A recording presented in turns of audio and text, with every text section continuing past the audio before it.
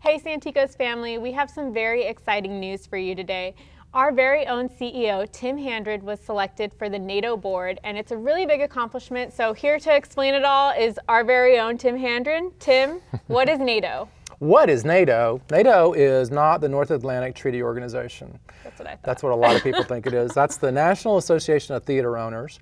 And for us as exhibitors or a theater circuit like Santikos, all of us around the country participate in this thing called NATO, and it's the #1 trade organization that we have as a group of theater owners or theater operators.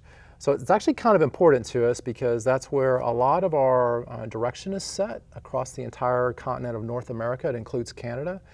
So it's a pretty important body for all the theater owners in the country. Well, that's awesome. So how did Santikos get involved with NATO? Yeah, Santikos has actually been a part of NATO for a very long time. But I would just tell you that as a company, we didn't really get engaged with NATO in the past. Even when John Santikos was alive, he was very guarded and he didn't want to tell anyone what he was doing. And so he didn't really participate with NATO. When I got here, I was really interested in what do they do for us as an organization. So we got a little bit more involved. In fact, Rob Lehman has been on the NATO Operations Committee and the NATO Security Council, which are two important things. As we got into this thing called the pandemic of 2020, NATO stepped up their game and we all leaned heavily on them to help us get through the pandemic in a couple of ways. They are the #1 lobbying group that we have, and so when we had this Save Our Stages thing that happened in late 2020, NATO was out lobbying with all of our congressmen and senators in Washington saying we need to set aside some money for these venues that were hit hard by the pandemic.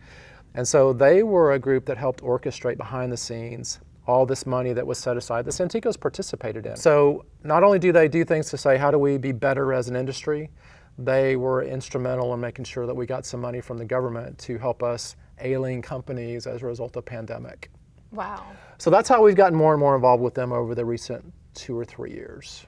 Well, that's awesome. And that's really good to know that they were essentially for us. And so kind of with that, how did you get involved on the board? What was the process? I mean, were you just like, hey, I want to be on the board, or, you know, what did you have No, that would be the way you would do it. Okay, bye. I want to be on the board. So the way the NATO Executive Board works, the biggest 8 theaters in the country have an automatic seat on the board.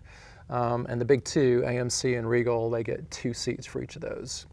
And then you get down into the Harkins, the B&Bs of the world. They're the biggest 8 theaters in the country.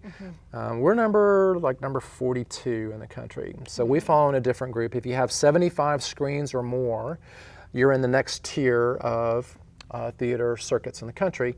And there's a voting process that actually takes place. And so I put myself on the ballot earlier this year and said I want to be on that board. But then all of our peers across the entire continent were the ones that voted on it. Wow. And so I just found out 2 weeks ago that they voted to put me and 2 other folks on the board, which was kind of exciting actually, because I'm a new guy. One of the other guys that got put on, Phil Zaccaretti's been in the industry for over 35 years. And then another guy that got just voted on, Bo Chambliss, he runs Georgia Theaters, out of Georgia obviously. He's been on the board for already 4 years, and so he was known. But one of the other guys that used to be on the board, he didn't get voted back on. So I kind of maybe pushed an old guy out. Best of the best. You said, we'll sorry. Yeah. So that was it. So I got voted on by our peers in the industry.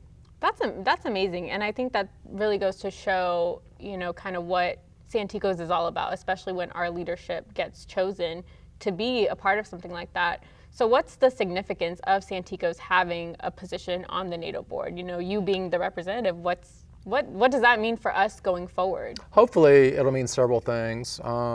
By us getting voted in, or me on behalf of Santikos, it means that we've created a name that people recognize in all of the theater owners across the country. So it's kind of cool. So we've been viewed as a leader, obviously through the pandemic. We were the first to reopen in the country on May 2nd, 2020. We led the way. We shared all of our practices with everyone at NATO, and so that's a big way of how we became known. We've been influencing the industry quietly behind the scenes, or maybe a little bit loudly behind the scenes. Now that I'm on the board, I have a seat at the table where all the decisions are made. For example, we just had $3 National Cinema Day. That was decided by the NATO board. So things that happen for the industry in North America, I'll be part of that decisioning process directly now, not indirectly. We got an inside scoop. I got the inside scoop. I've already been an active member with NATO to lobby in Washington, D.C. on behalf of the whole industry, and I'll continue to do that with NATO. So I think what it means to Santikos, candidly, is we have a pretty loud voice at the table on what happens in all of North America for all of the theater owners. And I'm actually pretty excited to represent our entire company and help make the industry better. Frankly, that's what it's all about.